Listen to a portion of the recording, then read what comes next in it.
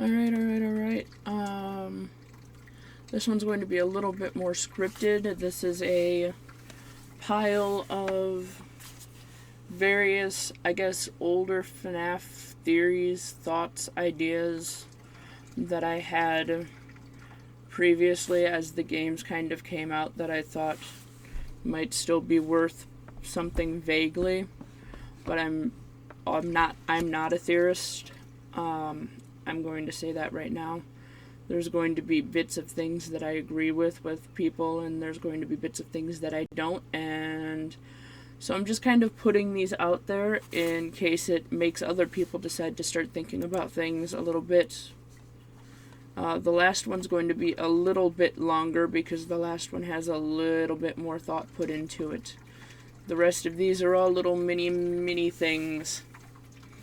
Number one, this one's kind of going to be a little bit annoying. Is Mangle male or female?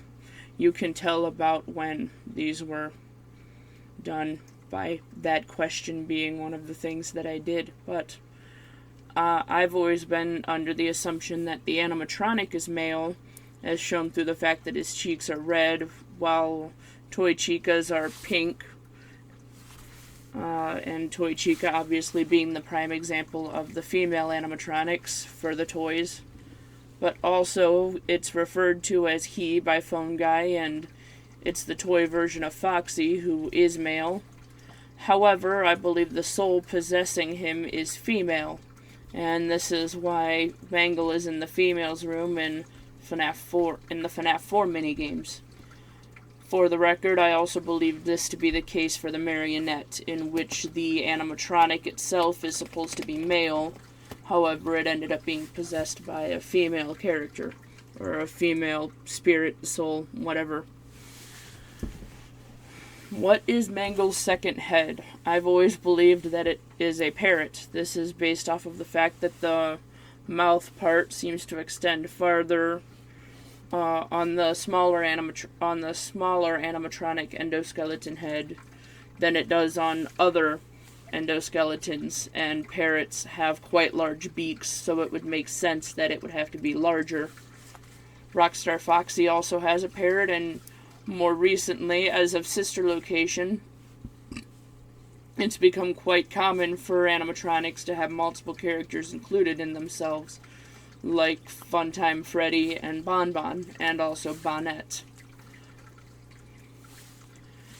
While we're on that subject, what is the female child's room in FNaF 4?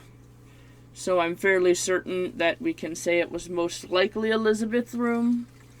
Whether or not she was alive at the time of the game is, I think, a little bit still in question, because everyone has different timelines that they think and believe. But here is a little thing that I noticed, because I thoroughly enjoy overthinking things. The flower on the wall of that room greatly resembles a wild rose if you look at it compared to several pictures of wild roses with the yellow center and the 5 pink petals. And in Native American culture, wild roses are a symbol of life itself. Many believe that they could keep ghosts from harming the living, and thus they were placed in the homes of those who were mourning or feared hauntings. I feel like I don't have to go into an explanation as to why that would make sense given the context of this series. Who is Shadow Bonnie? I am still under the firm assumption, and I haven't seen anyone who has brought up anything that has made me change my mind yet. And keep in mind, I actually wrote this one back when FNaF 3 had come out, and not even after FNaF 2, which is when after FNaF 4, which is when most of these were. I've always been under the firm assumption that Shadow Bonnie represents death, which is why he is pure black. There are a few different cultures where rabbits represent death and rebirth. I'm about to butcher both of these, but Eastor, it's spelled E-O-S-T-R-E if you want to look it up. It is the Celtic version of Ostara, Ostara. She was a goddess that was associated with the moon, with mythic stories of death, redemption, and resurrection during the winter and the springtime. I feel like that's pretty self-explanatory again within the realms of this game, in which you're playing a character that is seeking a form of redemption. There is a significant amount of resurrection during this game in various forms. And there's also a significant amount of death in this game in various forms. So, I actually thought of this idea while I was watching Watership Down. The Black Rabbit in that movie and in the book represents death or impending death. You see it just moments before you die. And I feel like it would make sense for it to have a similar kind of mechanism in FNaF 2. And I'm actually a little bit surprised as to why they never brought back the concept of the pure black shadow characters. Honestly, the shadow characters in general, maybe they just decided to cut that thread before it got too confusing. And as though this lore isn't already confusing as hell. And now we have this one. Now this one's the last one. It's also the longest one because this one's the one that I kind of had the most, I guess, thoughts about. What the absolute heckles, what the absolute shite is FNaF World? Because is it canon? Is it not canon? Is it partially canon? I believe that FNaF World is a TV series that was created and it continues to be canceled and then remade each time a new establishment opens.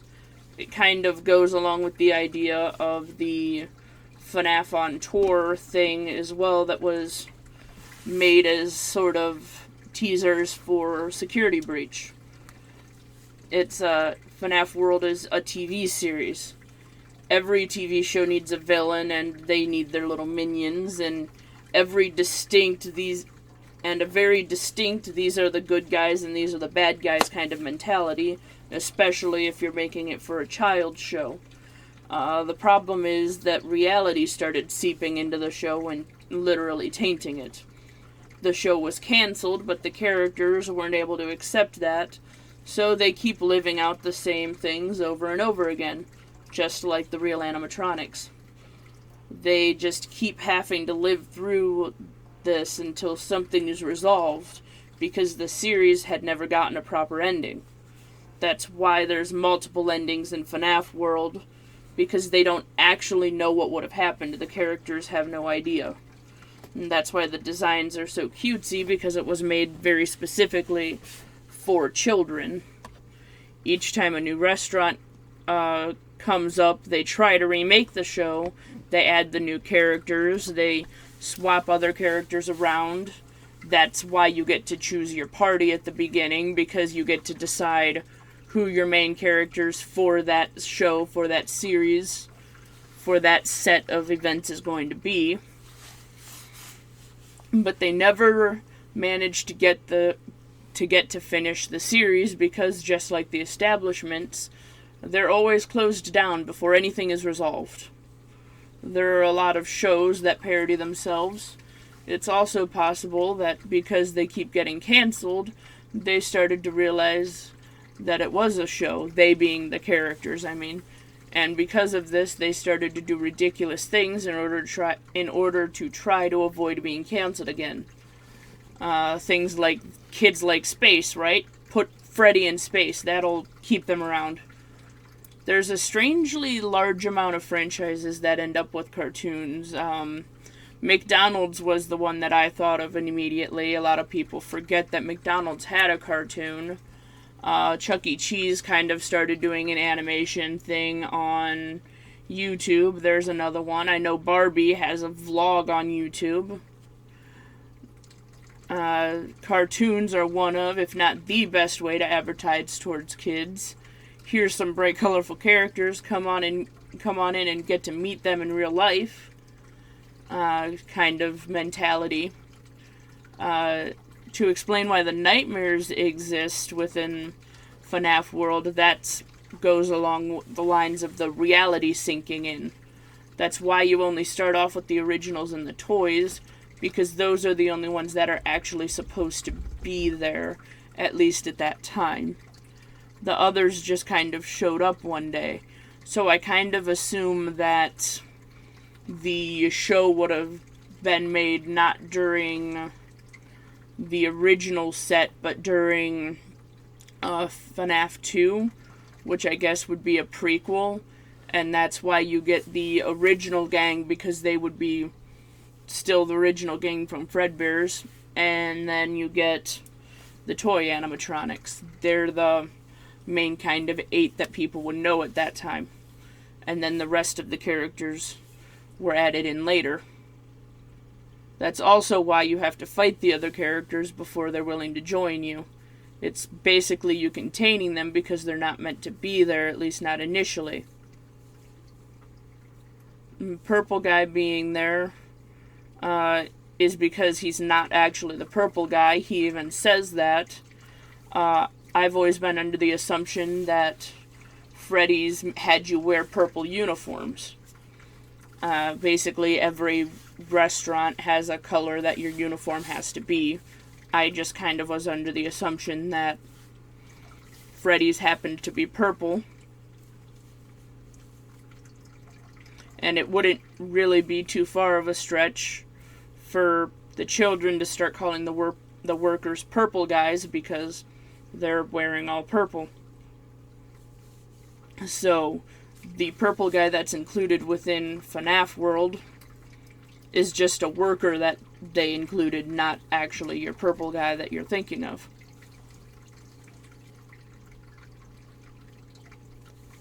So, that's kind of where I land on the whole FNaF world existing idea.